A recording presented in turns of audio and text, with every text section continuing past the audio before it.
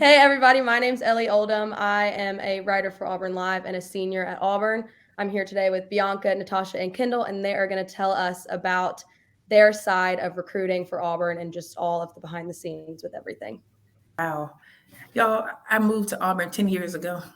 I moved here in Wow. 2013. That's crazy. Natasha got me beat though. Well, from Probably a total amount though. yeah, from years, because undergrad, then 9 years. So we're like the same. Yeah. Same, yeah. Okay. Okay. But Are we you, can go Natasha, you're individually. undergrad, right? Like you went to undergrad here? Yep. Are you the So only one or what? Bianca went undergrad here too. Okay. Yep. Okay. So I guess you wanted us to. You said what now? Supposed to introduce. Just tell me like what your job is. If you have been here for a while, like kind of how you got there, what you did before then. Yeah. Just kind of stuff like that. Okay. Who's going first? You got it. Okay. I was like, me. All right. Well, so I actually started here back in 2007. I was a student, undergrad. I came in to Auburn and then I graduated. I would say, arguably the best time in Auburn history because my senior year is when we won the national championship. Cam Newton was our quarterback, and that's when I got my start working in football. So I was a student worker here. It was an organization called Tiger Reds and Tiger Host. So I was a student recruiter for football. That kind of started me on my path that I'm on now. And then I came back to Auburn in 2018 as an on-campus recruiting coordinator. And then I worked my way up from that to be the director of on-campus recruiting. And then I was a director for 2 years, coordinator for 2 years. And then I moved on in last year, back in February, to be my new title, which is Director of Recruit, Alumni Engagement, and Newcomer Transition. So a very long title, but it's a mouthful. Very, very long. But it really just means that I kind of oversee our NFL guys. So they're kind of liaison, they're point person when they come back on campus. And then for all of our recruits, I'm the person who do their newcomer transition. So anything you can think of to get them adjusted to being in college. Pretty much Bianca, Kendal, they do an amazing job with recruiting them, getting them committed to Auburn. And then once we get to that phase of transitioning into an Auburn student athlete, that's when I kind of take over. Okay.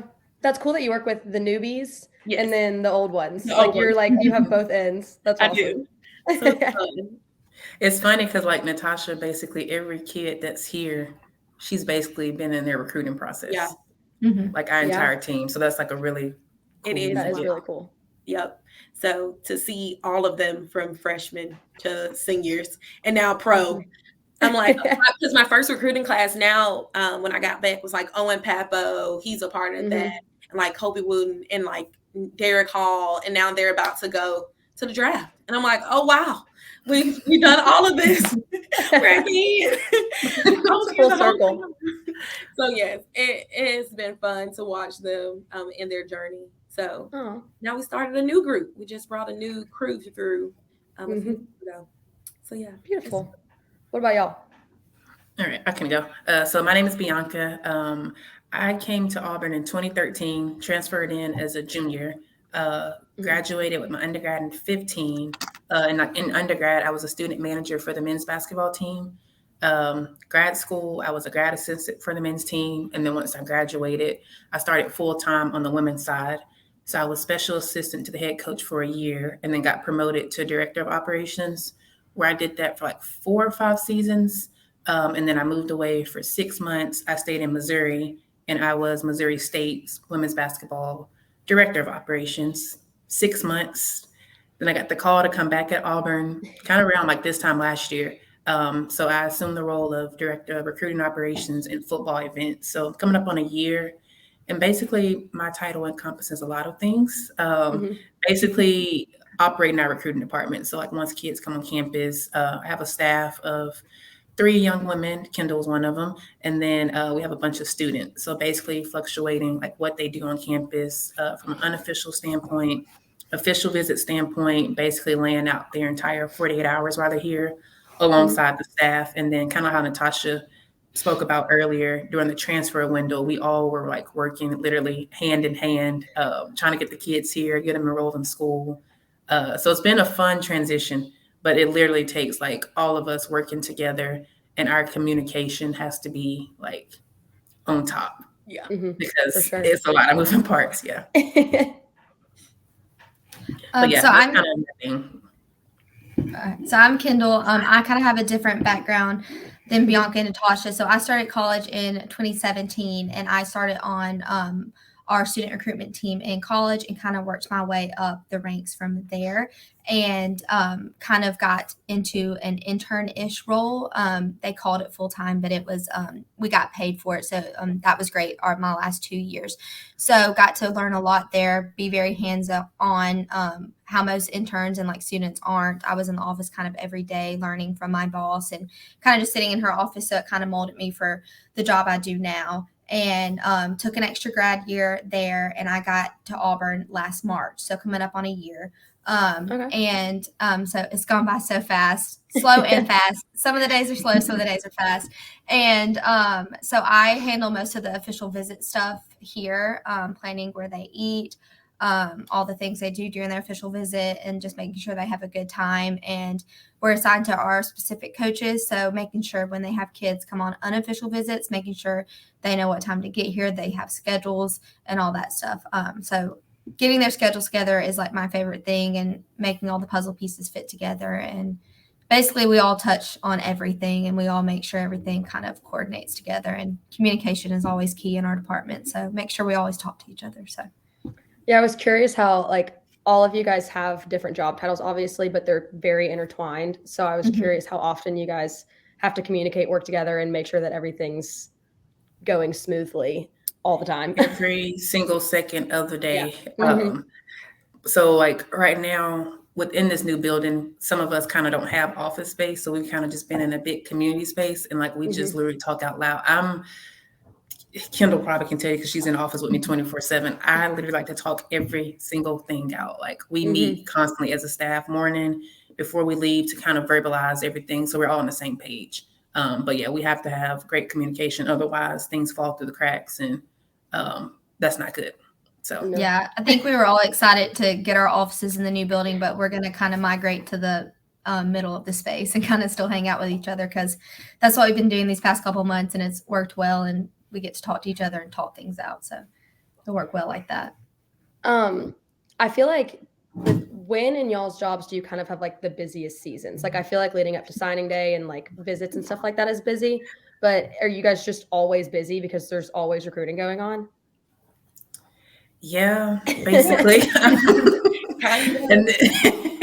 So right now actually is a very great day because we're in a dead period until the end of February. Kind of how the recruiting calendar is kind of modeled. You really don't have much downtime. Even right now we're in a dead period, but we'll transition to like writing our recruits more, mailing them certain things as we get ready for spring ball and then camp season. So, I mean, I guess February kind of is really a dead period. We had some time in December, but shout out to the transfer portal. That kind of got taken away from like our Christmas break and everything. But honestly, it's kind of like, and the girls can attest to it, it's kind of a 24/7 kind of ordeal. It seems like it. Yeah. Interesting. Wow. I know that you guys just had junior day also, and it was very, very busy this year compared to last year. There were so many more people there. I heard it was very successful. What is y'all's roles like day of when something like that's going on? Is y'all's roles more leading up into that, or is it that is the busiest day of planning all of that? How does that all work for you guys? It's more weeks leading up to it that we do plan for it. I know this year we were all talking about, we were the days coming up to it, we were like, we've got everything get together that we really need to get together. And we were like proud of ourselves because we were like, we did a lot the week before. And just kind of making sure that we're getting everything like pre-planned and all that. That's really what helps, especially with a caliber of the event that we put on Saturday. You know, it was kind of like a game day. So we kind of had to get in that game day mode that we hadn't been in a long time. So making sure everything was ready to go on Saturday morning. Yeah. And like from a logistical standpoint, I mean, it'll be great to be able to just bring 500 people into a building, but food, buses, security, business office people, like this is a lot of things that you kind of have to start earlier. So like when it comes to Saturday, you're still going to be running around, but you don't want to run around too much if get all your information. And it just goes back to our communication, meeting as a staff constantly, communicating with our coaches as to know like who's coming, who's not coming. But we did do a great job with meeting. So on Saturday, we had issues. I mean, no event's going to be perfect, but those issues were minute and internal that on the outside, nobody knew us. We knew, obviously, because we always want to be better. But I think overall, logistically, we did what we could do with the caliber of people that we had. I got you. Bianca, are you kind of the one that kind of coordinates? You said Kendal, and then there's two other girls that kind of work underneath you, correct? Do you guys, how is that divided? How do you divide what each of them does? Honestly, it's kind of shifted from like when I first started last year to now being able to, I'm a really, really big observer. And also I'm a person that I want you to kind of work and then not fail, but allow you to figure out what you need to do. I'm not a micromanager by any means. So like when I first got here, giving them tasks and just allowing them to be free and do it. And then that gave me kind of the skills like, okay, I think you probably be better in this realm. And honestly, it's just kind of going off everybody's strengths. Everybody's strengths work better together. I keep saying togetherness in the team. Like I'm just so big on us working together because I feel like we have different strengths that works better all together versus individually. And I think we just are a lot better as a group instead of individual units. So kind of just basically observing people. Thankfully, in my career, I've been able, starting off as a student manager, I started off like literally wiping sweat on the floor. So I literally have done everything. And in that role, I was over student managers as a grad assistant. So I've been able to work around students and people. So that kind of has helped me to be able to manage like a staff and students and stuff like that. So basically, it's just really just paying attention. And I try to communicate as much with them, like obviously from a work standpoint, but also personally as well, because that personal aspect of your life also affects what you come in and day out. So just kind of getting to know them as people and putting them in the best position to exceed. Because when they exceed, we all win as a team. And that makes me happy. You all have the same goal. So you just want to accomplish it. Right. So how I worked for the baseball team this past year. So I kind of got to see there's just one girl that kind of does it all over there. And so I kind of got to see her point of view and stuff. She is awesome. She is a superhero over there. But a lot of times people would last minute say like, hey, we're going to come this weekend. And you would just kind of have to frantically do stuff like that. How does that work for football? Because I feel like there might be a little bit more organization because there's more of you, but also like you're working with high school boys when you're recruiting them. So how far in advance do they plan and how do you kind of guide them to be like, hey, we want you to come this weekend? How does all of that work? Like the communication with them? It kind of just happens. It happened yesterday, actually. It honestly just happens. I mean, the good thing about our job, we're like forward thinkers and we're like fast on our toes. So honestly, I mean, you get a kid name and you just move from it. Like you just go along with the flow and you just got to think. I mean, our world is so fast. Like, honestly, we don't even have time to kind of like, all right, what we're going to do. And it's like, just put them in places. And it just goes back to like the communication. We have meeting group texts and we keep everybody informed. And when kids pop up, which is every day, we just have to keep going with the flow. It's frustrating in the moment because most of the time those kids have communicated with someone. It just wasn't communicated to us just yet. Understood. Yeah, it's kind of unusual if one doesn't pop up. We're like, oh, somebody's coming at some point. Oh yeah, we know they're coming. Yeah. Like yesterday, you started off with 11 kids, and then like through the day, those kids dwindled down. But then there were like random kids that popped up. So it was like, well, back to the day we thought we were going to have initially. Oh goodness. So this past year, when you guys were doing everything that you're doing, how did y'all's jobs change when coach got fired? You have an interim coach, so you're still trying to work and do recruiting and stuff like that. How difficult was that for you guys, and how did you kind of balance being able to still sell Auburn and be like, but you still want to come here, but let's do this, but let's plan this. How was all of this past year for you guys? Y'all, I can talk, but y'all can go. I can come in the back end. Yeah, I think personally our job didn't really change. We always try to do our best every time we plan an event. So really we were like, we've always put our best foot forward. So we're going to do what we've been doing. So in our families that came on official visits and visits, they've always reciprocated that, you know, they've had a very good visit and they like what we do. So we've built upon it, of course, you know, and had feedback and stuff, but just putting our best foot forward like we've always done, I think was really important, and not showing anybody that we were like having hard times or anything like that, but just basically planning the best we can do and keep doing what we're doing. And I think we did a pretty good job throughout all of it. So, and Cadillac was there to help. He was amazing through all of it. Oh, of and course. the kids wanted to come see him. So it was a good sell to have him there too as well. I know with my job, it didn't necessarily change, but there was a little element added more than I had at the beginning of the year. So within my role as well, I do our parent communication. So I will say one thing from a football standpoint, when you do have a head coaching change, you have to have someone that's constantly communicating with those families to ensure that they are comfortable as well. And we're speaking of current roster players.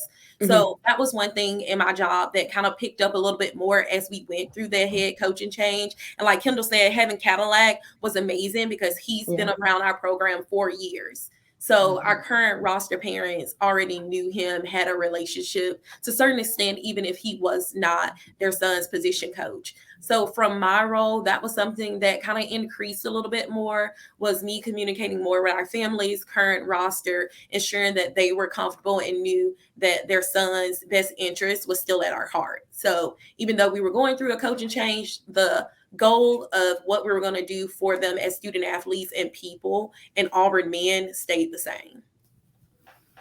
Did it change at all with the newcomers and stuff? Were any of them kind of like, they're freshmen and they're already struggling with school and they're struggling with that? Like, did your job pick up in that aspect at all? Not really, because once from our previous head coach to Coach Cadillac, it was before the guys came on campus. So when that change happened, that was during football season. So now we're on another coaching change, but Coach Freeze has recruited over, I would say maybe 75%, maybe even 80% of the current guys that we brought in for this 2023 class. So it wasn't as much of an impact because these are Coach Freeze's guys. Yeah, very true. Yep. So kind of what you were saying, I know that from an outsider's point of view and from what we all heard, Coach Freeze came in and kind of hit the ground running with recruiting and was just like, this is where we need to be. This transfer portal focused on everything like that. Did he come in and talk to you guys at all and say like, I need y'all's help? Like, we're going to hit the ground running. We're going to do this. Like, how was that when he first came in for you guys? Honestly, in the beginning, I mean, I don't want to speak for all of us, but I can definitely say during that process, it was a little bit difficult because the people we've been with for the last few months, I feel like each day our door was revolving of so-and-so coming in like, oh, I'm not going to be here. So for us, it was kind of a little bit of a limbo initially because we didn't know where we stood, if we were going to be here or not. But once we knew we were going to be here, like I literally told myself every day, like my job is to get kids on campus, to make them have the best experience and have their parents know that, hey, once he gets here on campus, Auburn is going to be the best 3, 4, 5, how many ever years they're going to be here. So like, it never was like a conversation as to like, hey, I need you guys to do that. As Kendal spoke before, we strive every single day to put our best foot forth. Like we're not going to do it anything half, you know? And then being for like Natasha, myself, we have a few more people on staff who went to Auburn. Like it means more to us than just bringing somebody on campus. Like we love our university and whatever it takes to make somebody have that great experience here. Like that's what we're going to do. Like Natasha and I talk constantly and I'm like, you know what? Like we're here to make a difference. Like we want people to fall in love with Auburn, no matter who the coach is, no matter what's happening. Like we love this university and whatever we could do to give back to someone's son and make their parents at ease, that's what we're going to do. Yeah. I mean, I feel like obviously all of the recruits and stuff know who you guys are, but a lot of people don't know how all of it even comes about, how they even show up at Auburn, how any of that works and stuff like that. So I feel like it's interesting to hear you guys actually say, like, even if there were no interim coach, no nothing, you guys still have to keep working. Like, you guys, Yes, ma'am. people are still going to come on campus. You're still going to work the same because you guys still want people to come to Auburn regardless of what's going on. Like, y'all have to be flatlined doing the same thing the entire time, which is so interesting to me. Yeah. Yes, during that period, part of the craziness was we had some people do official visits without their assistant coaches here. Like, they weren't here. And it was just like, here's the university. We're selling you the university, the people that you're going to be with every day, but we haven't hired a coach yet. But they fell in love with Auburn and they love it. So, and I think that's really special about our jobs is I didn't go to school here, but I've fallen in love with the place, and I can talk about it and how much like I've transitioned into like loving it. And I was an Auburn fan growing up, so can have like a different perspective than like some of the staff that have went to Auburn and like went to school here and like that different perspective. So making just the kids know and their family know that they're safe here and like they have us, and like I call Natasha their mom. So like they have Natasha as their mom here and all that. So they know they're in good hands when they come here. Did it ever get more difficult when recruits were here and stuff, when stuff was going on, being still selling Auburn the same way, or do you sell it differently now than when Coach Harsin was here to when Coach Freeze is here? Like, do you talk about it differently at all, or is it just kind of the same for you guys?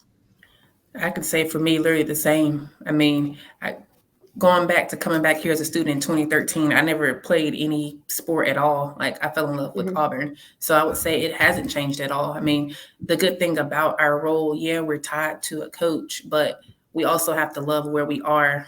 Otherwise, we wouldn't be able to do what we do. So I don't think any of that changed at all. I mean, Auburn is still Auburn. The great thing that makes Auburn is the people. You got good people here. You're going to be all right, you know. Regardless. I always write on my cards, Auburn is a special place with special people. So that's how I always sign my cards. That's how I think about it. Yeah.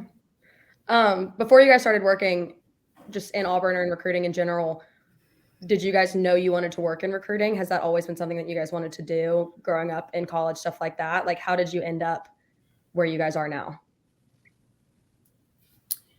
This literally fell out the sky for me. I love sports. I did not play anything. My family is all basketball oriented. So I grew up knowing I wanted to be on the basketball side in an operation role. So when this opportunity was presented to me, I honestly never thought about it. Like, I was here at Auburn when Natasha was in this role, and we would always pass each other because her life was a lot busier than mine. But never was like, you know what, I'm gonna come over there and work with y'all. No, that was never a thing. But I'm very grateful. This position in the last year has taught me, honestly, so much about like myself, minus the job and everything. So I'm very grateful for it because I've grown up a lot within the last year and just knowing my value and my worth. So I'm very thankful for the opportunity to be here.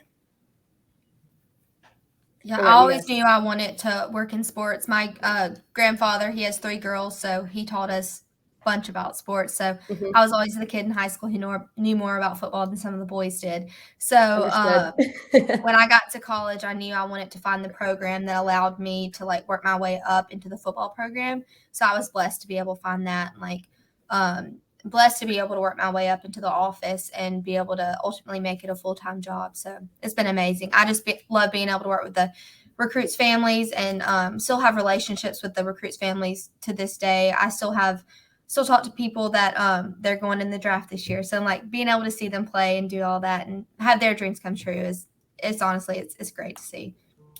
Yeah. Yeah, for me, I definitely knew coming into college, but I thought I wanted to be a physical therapist. So my initial path to working in athletics was to be a physical therapist. So I came here undergrad with that in mind. I graduated with a degree in exercise science in preparation to go to PT school. But as I mentioned, my senior year here at Auburn, working as a Tigerette for football, changed the entire trajectory for my life. So though that last year, And, I thank Cam Newton for leaving me with where I am now. Shout out to Cam, because he is definitely the reason that I'm here right now. And the coaching staff, Coach Chiswick, our head coach, and Miss Sue, she was over on campus recruiting, and she had been here, probably 40 years at that point when she selected me to be a Tigerette. But that experience that I got with the people I worked with in that football season, I ended up not going to physical therapy school. I went back to get my master's in sports administration and then started my career path to being in athletics. So leaving physical therapy behind, because I knew from that moment, okay, this is what I wanted to do. And I think it's a lot of times, as Kendal mentioned, like, getting exposure when you're a student is super important, because outside of that, you would never know that there are job opportunities to work full-time in athletics besides coaching. So coming in, before I became a Tigerette, I didn't really know that there was organizations and different opportunities to work in football as a full-time employee.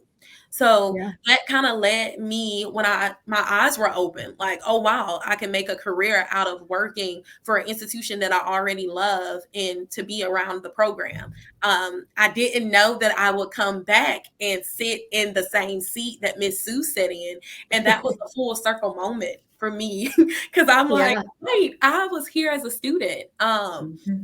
So to come back and be working in the position of the office where I was a student at, that kind of is just one of those things that you kind of dream about, but you never really think are going to happen. And then it happens. And now I've been here 5 years. So just, you never know where life is going to take you. But I knew sports was going to be involved in my life. And I knew I had a passion for Auburn. I didn't know that passion meant that I needed it for my current job. But I am glad I have that, because the girls can attest to, you have to have a passion and a love for what you do, because we devote a lot of time, a lot of ourselves, our personal lives, to this institution and this football program. And as Bianca mentioned, it's because we love it. So yeah, that's kind of how I got back here. Well, I mean, yeah, y'all don't have a 9 to 5 Monday through Friday job. Like, y'all give your weekends on football season specifically, but also like recruits come to basketball games and stuff like that too. So you have year round, your weekends are kind of occupied from some 18-year-old boys that you're bringing to campus and you're walking around and giving tours to and stuff. But I actually was looking online, because I was looking all of you guys up on the athletic website and stuff, and I saw that you went to school for exercise science instead, and I was like, that's interesting. Why is she here and doing this? But that was me. That's very interesting. That's awesome.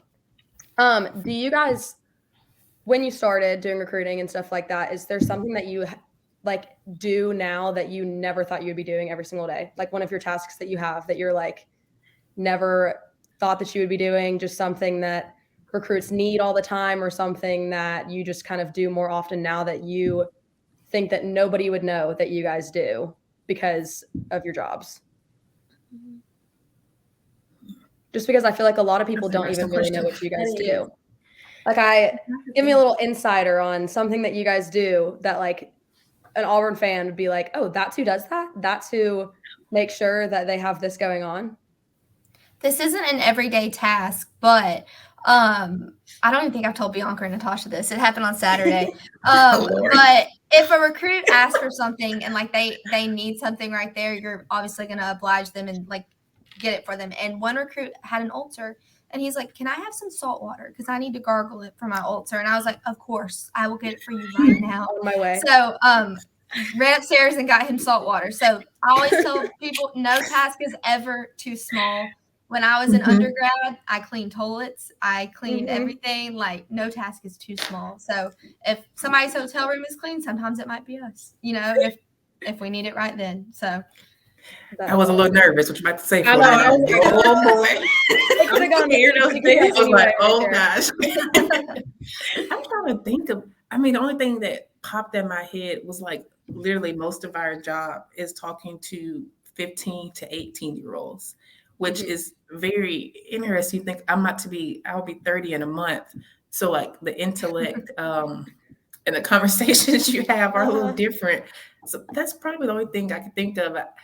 I never imagined that I'll just be talking to, like, I say they're young growing men, but I didn't think that would be Growing most a men, part of yes. my and especially it's funny Wow. because like in December we were just talking to like transfer kids, so they're a little older and more mature, and now we're Mhm. switched back just talking to high schoolers, and that's a very big difference of whether they answer, what they talk about, and Mhm. just their maturity level is a little different. So that's probably I can't think of nothing else because I would say maybe No, tomorrow that's I have something. true. kind of similar to what you were just saying. So the transfer portal has opened up a whole new side of my job that I never thought Mhm. I would be doing, because I am over a newcomer transition, but newcomers typically are high school.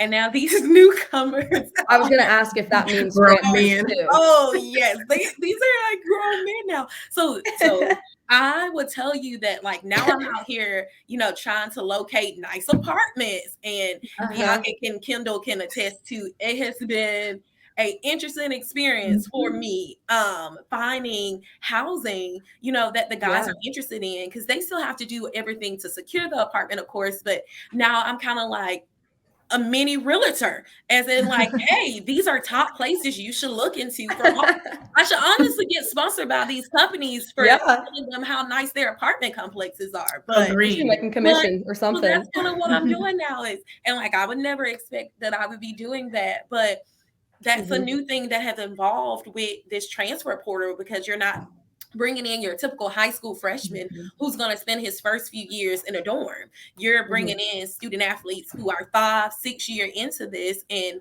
they want a safe, nice apartment. And that's where my job is to provide a list of safe, nice apartments in Auburn. And Well, and does that make it, is it sped up too? Like you have to work oh, faster? absolutely. Like Yeah. my thing was turning around in 24 hours. I was Mhm. thanks to Bianca and Kendall and their staff for getting the guys here, but Man. it was wow. I was and moving players in. So we had Mhm. one particular player who came to Auburn at 2:30 in the morning, and I had to be at the dorm at 2:30 a.m. to greet With a fire alarm. with mixed in there. a fire alarm went off. So then I was outside for 30 more minutes. So 3 a.m. we moved him into college here, and he's been having a great experience so far, which is amazing. But I told him that we would never forget this part of his journey and his story, that No. at 3 a.m. we were moving him in. But it goes back to the importance of our role. Like his Mhm. mom wanted him here and ready to go for the first day of school. And as a transfer, he OV'd the weekend before and had 2 days to be back on campus. So yeah, that is different. I've never done 2:30 a.m. move-ins. And imagine being his mom and he's texting like, "Hey, there's a fire alarm not getting in yet." Yeah. And we're you're there standing like, "It's outside. fine. Everything's fine." Everything's fine. This is normal. It's fine. We're gonna get in. Auburn and, fire drills are normal. They'll get Yes. used to that. They happen all the time. So that is new. I will say I Mhm. never imagined that part of newcomer transition. I forgot about that one. Oh yeah, I would never That's forget. good. That's So, good. if anyone Ellie, during the transfer portal time, we learned a lot of stuff about ourselves and other people. That was It sounds like it. a fast time. it was. Well, that's because you're talking to people at 3 a.m, and Yes. those are different conversations than lunchtime. Yes. Those are different things that you learn Boy. about people. You bringing So, back it was memories I fun. don't want to remember. We were there. The Oh, no, door was open. I told him it was a greeting party for him because it was all the students outside. We all were outside. All Like, outside welcome. together. Oh, Like it was welcome. before the first day of class too. It was before. Yeah, it was. It was Yeah, the night 'cause it before the was- first day of class. Mhm. Yeah. So he met. I some lived of in his the Hill my teammates. freshman year, and we had them all Yeah. the time. All the time. And it is, something that you go through living in a dorm Mhm. is someone burns popcorn and here Mac and everyone has cheese. to, Mhm. has to Mhm. come outside. But Ellie, did you burn some mac and cheese? I did not. Oh. I The way she said, I'm like, did you do however, it? No, but I lived on my sorority her sophomore year, and it happened more often than you would think. Yes. I was like, you guys, we are 19, 20 years old now. Like it literally has a water line that's It's like built asphalt. to here. That's not a recommendation. That is Reading. a step that you have to do. Yeah. Yeah, it happened all the time, but I totally understand that. Not as many at 3 a.m, Yeah, but that one was a rarity. I'm sure. The The fact that That's he awesome. just pulled up and we were getting ready to unload his car. Oh. One of Was the he alone in the car? Was he moving Well, himself? it was him and his mom, and then one of our Okay. staff members, who's over our player development. He was there as well. So it was the four of us, and literally, as soon as we parked, we're like, "Welcome! So glad you made it to Auburn." Fire alarm, and we're like, "Hey, All right, give me 30 minutes. yeah, 'Cause so this takes 30 forever. minutes, Right. we'll be fine." All the students are Oh my starting to goodness. come out now, but yeah. So that's gonna be my new story for my new career. should be. I will take that one with me. That should be. So Natasha, how often do you kind of communicate with the alumni and stuff? How does that side work? So Like, what do you do with all of that? Yeah, mainly for me, it's just our NFL guys. So anyone who is currently in the NFL or recently cut from the NFL are the group that I work with the most. So from a communication standpoint, I try to communicate as often as possible. Of course, right now, most of their seasons are ending. We do have a few guys that are playing in the Super Bowl. So that is great. We're excited for them. But just trying to keep them engaged. So the most important thing is making sure they understand that Auburn is their home. It's always going to be their home, and we want them back on campus. So I try to reach out via social media, text message to them as well, just keeping them engaged with our program.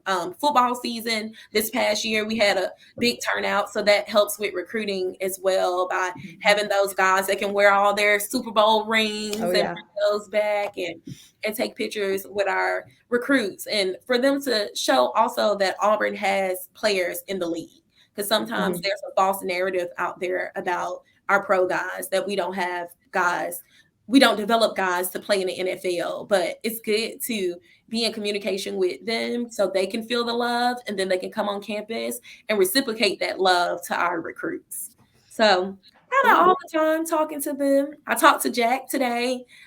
They won the Eagles, so I congratulated him on that, and he'll get ready to play for a Super Bowl. So that'll be big. That's awesome. So last thing, you kind of said February was your downtime, even though it's not really. But when do you guys start planning for this next football season, for recruits to come and visit, and for like when does all of that start happening? Is it March, or is it already starting, or kind of when does that happen? So it's kind of like almost a 3-parter, because we'll have like spring ball. So from March to April, a bunch of kids during spring break will plan visits, bus tours. And then you have official visits of the 24 class. They'll start in May and June. And then July is kind of a dead period. So really in July, we'll start transitioning to season time, because we have those other big things.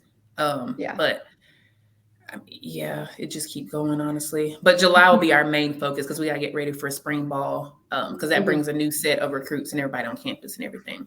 And then you got I forgot about camps that's mixed in June too. Oh man, a lot of stuff. Jeez. We were happy about the break, Ellie. Now I'm out my head. I'm sorry. It was supposed to be a positive question, when y'all's break was, but I guess there's not really a great answer. We'll get some time away in February. The end of this week and early next week, everybody will pretty much be off, and then the coaches and stuff will be back, because at first they have spring practice. I think it's the 27th or 28th in the month.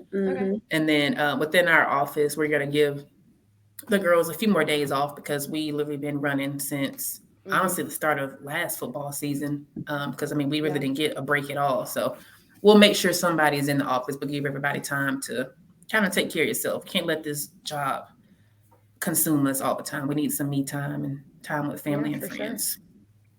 For sure. Well, that's all I really had for you guys. Thank you guys for talking to me. This was great. Thank you. This was I love the stories.